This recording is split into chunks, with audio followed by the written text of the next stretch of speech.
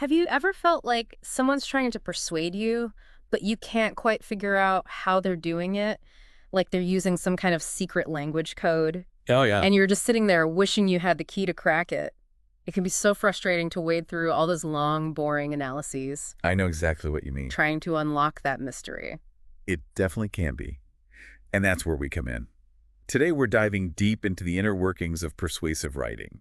We're going to use a guide for the AP Language and Composition Rhetorical Analysis essay as our roadmap. Okay.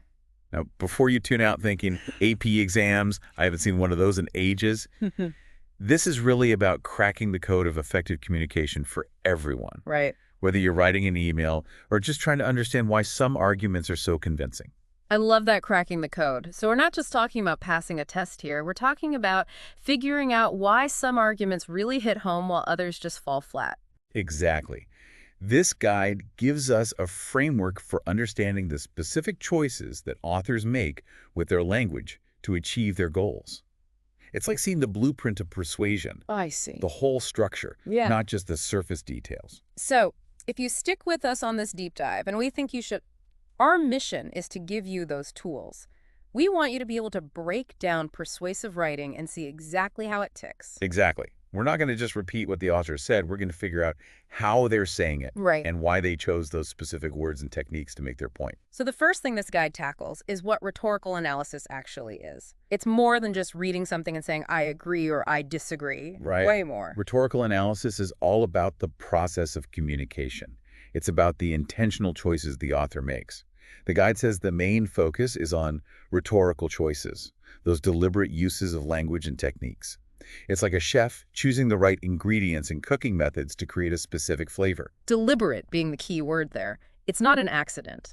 They're choosing those words and structures for a reason, Right. and we're going to figure out what that reason is. It's not about whether we like the dish, but how the chef created it. That's a perfect analogy. And the guide stresses that this is analysis, not opinion. It's about breaking down how the argument is built, Okay. not about whether you agree with the topic itself. Now, the guide mentions the importance of the prompt, the question you're asked to address. Why is that so crucial? The prompt is like your compass. It guides your entire analysis. The guide says you need to really zero in on what the prompt is asking, whether it's the author's main message, a specific argument they're making, or their overall purpose. Everything you analyze has to tie back to that. Got it. Now, I know students using this for the AP exam only have 40 minutes to write this essay, Oh, wow. which sounds a little terrifying. It's definitely a time crunch. Yeah. The guide suggests that since the synthesis essay involves multiple sources, you might want to tackle that one first to get a sense of everything before you dive into the rhetorical analysis. But the main takeaway is that effective analysis, Yeah. whether it's timed or not, requires focus and efficiency. Absolutely. There's no time for skimming. Now, once you've got a grasp on the task, the next big thing is crafting that thesis statement, Right. what the guide calls your defensible claim. What makes a thesis in rhetorical analysis so, well, defensible? A defensible thesis is your main argument about how this author is trying to persuade their audience. It's a clear and specific statement about how they're using language and structure to achieve their goal. It's not just summarizing what they said, it's your take on how they're making their point. Think of it like a hypothesis in a science experiment.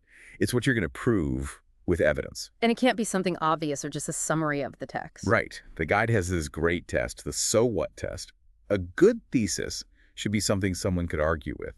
If it's just stating a fact from the passage, it's not doing enough. It needs to be an interesting insight. So it has to have a point that you're then going to prove. The guide also suggests that it's good to actually name some of the specific rhetorical choices in your thesis. Yeah. Why is that so helpful? When you mention things like vivid imagery, formal diction, or appeals to logic, write in your thesis and connect them to the author's purpose, you're giving yourself and your reader a roadmap for the analysis. For example, the guide uses this thesis. Through the use of stark statistics and appeals to civic duty, the author attempts to convince the audience to support the proposed legislation. That immediately tells us what to look for in the rest of the essay. Compare that to a weaker thesis like, the author tries to persuade the reader. That's too vague. It doesn't give us any direction. The first one gives you concrete things to analyze. The second one is just a general statement. The guide also gives some things to avoid in your thesis. Let's go through those danger zones. Definitely. First, don't just rephrase the prompt. Your thesis needs to be your original argument, not just a copy of the question. Second, don't summarize the passage in your thesis. We're analyzing how the author writes, not just what they say. Third, keep your own opinions out of it. This is about analyzing the author's choices, not yours. Fourth, be specific. Don't say things like, the author uses rhetoric effectively, because that doesn't tell us anything. Fifth, don't use I think or I believe, stay objective. And finally, don't announce what your essay is going to do. Just state your claim directly. Good advice. The guide also talks about using strong verbs in your thesis. Oh, yes. Why is that so important? Strong verbs make your thesis more powerful and clear. Instead of saying uses, try verbs like emphasizes, juxtaposes, illustrates, challenges, or implies. These verbs show a deeper understanding of what the author is doing with their language. Okay, we've got our strong, focused thesis statement. But a claim without support is just an opinion. Right. Which brings us to evidence and commentary. The guide says evidence is all about finding the proof in the text. Exactly. Evidence means choosing specific details, words, and phrases from the text that show the rhetorical choices you're analyzing. It's all about close reading, paying close attention to the author's language, like a detective looking for clues. And direct quotes are the best way to show that proof. Yes. But you can't just throw in a quote and leave it there, can you? Nope. You have to explain what it means.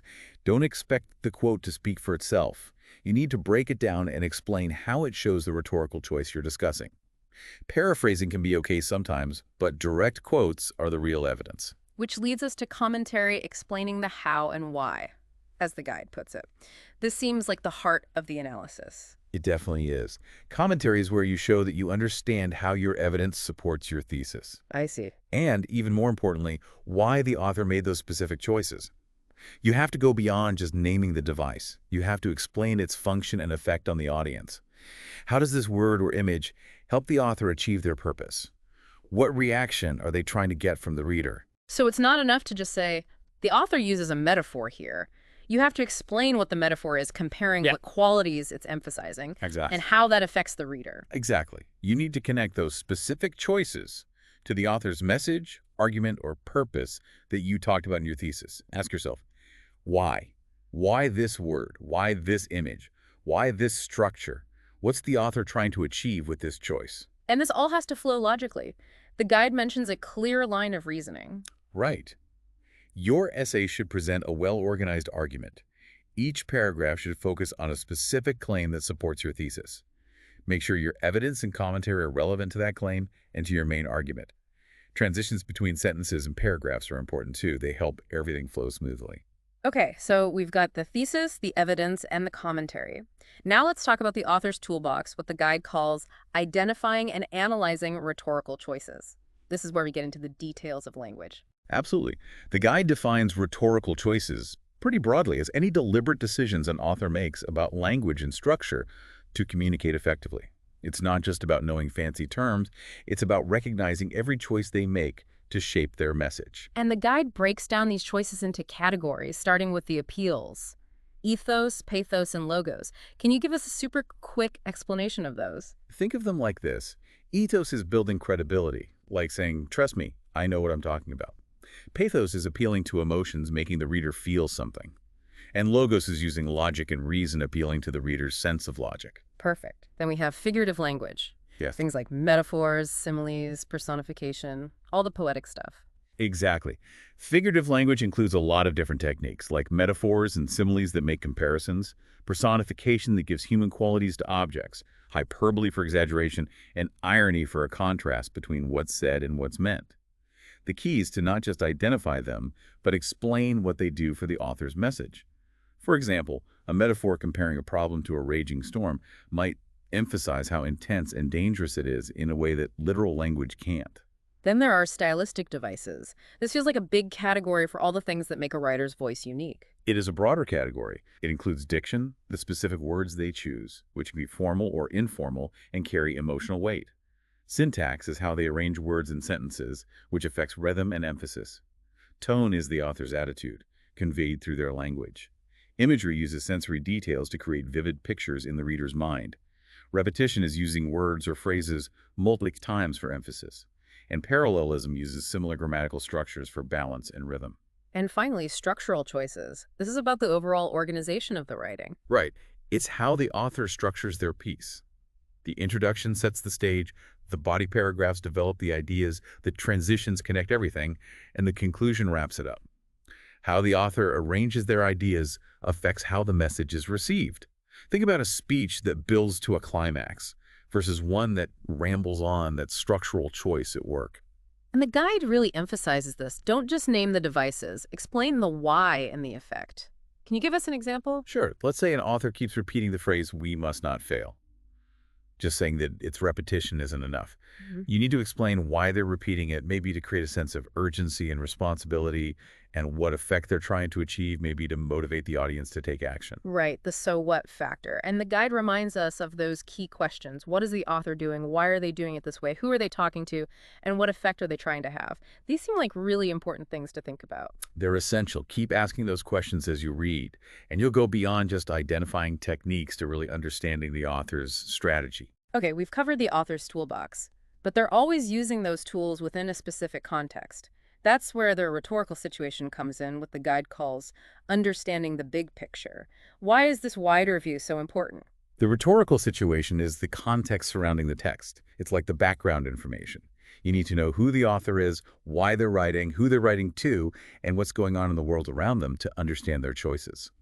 The guide introduces the acronyms SpaceCat and Soapstone to help remember the key elements. Can you break down those acronyms for our listeners? SOP Stone stands for Speaker, Purpose, Audience, Context, and Exigence, which is the event or issue that prompted the writing.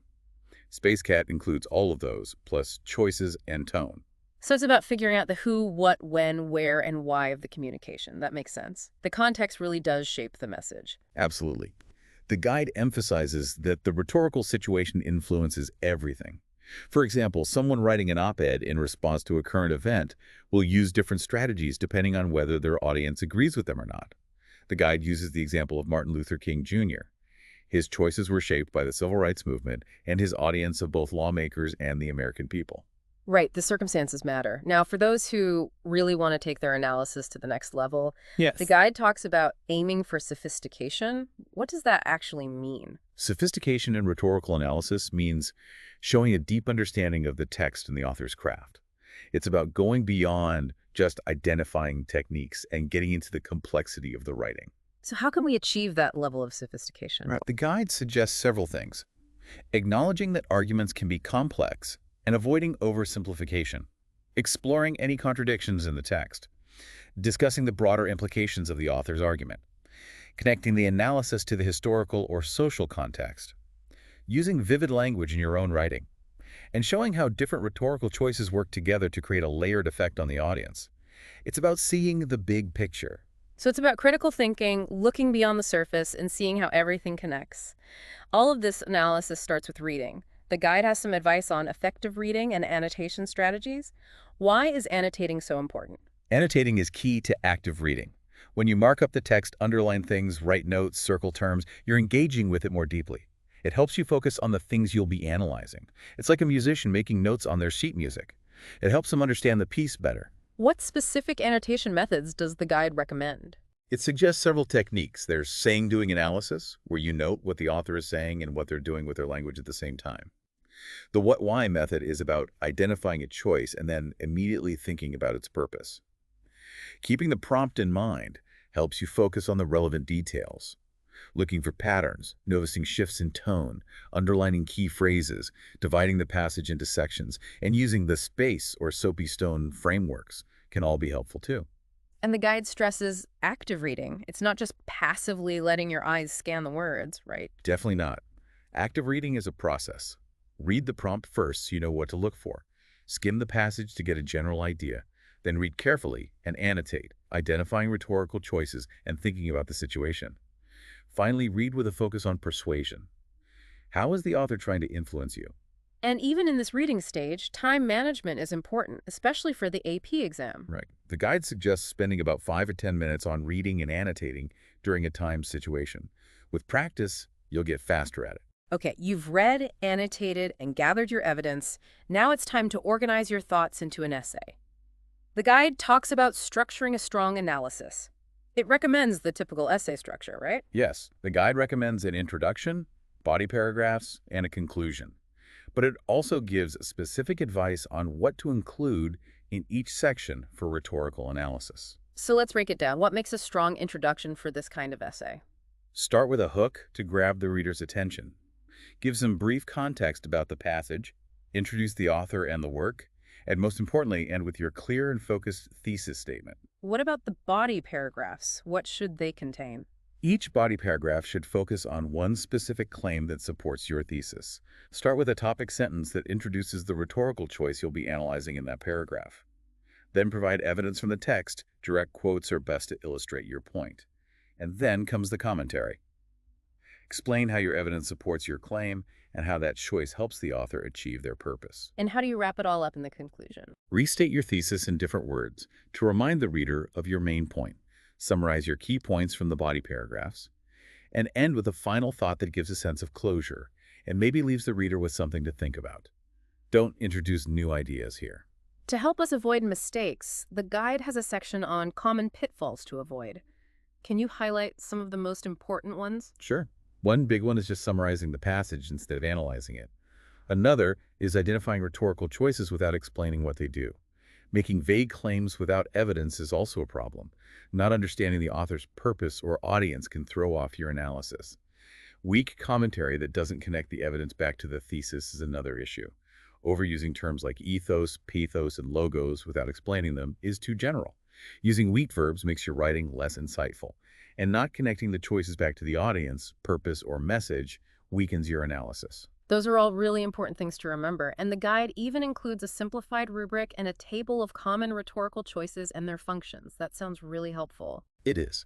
The rubric outlines the main criteria for evaluating rhetorical analysis: thesis, evidence, commentary, and sophistication.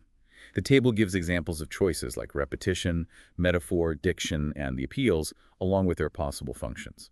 For example, it reminds us that repetition can emphasize ideas and create rhythm, while a metaphor can create a vivid image and clarify complex concepts. This guide really does provide a complete and easy-to-understand framework for rhetorical analysis. And as we've talked about, it's useful beyond just the classroom. It's about becoming a better reader of anything that's trying to persuade us. Absolutely.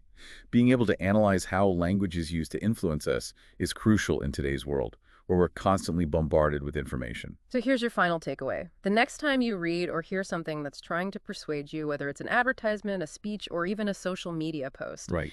try to analyze it using what we've discussed today. What choices are they making with their language and structure? Why are they making those choices? And what effect are they trying to have on you? And think about how understanding these techniques can make you a more critical reader and a more persuasive communicator yourself.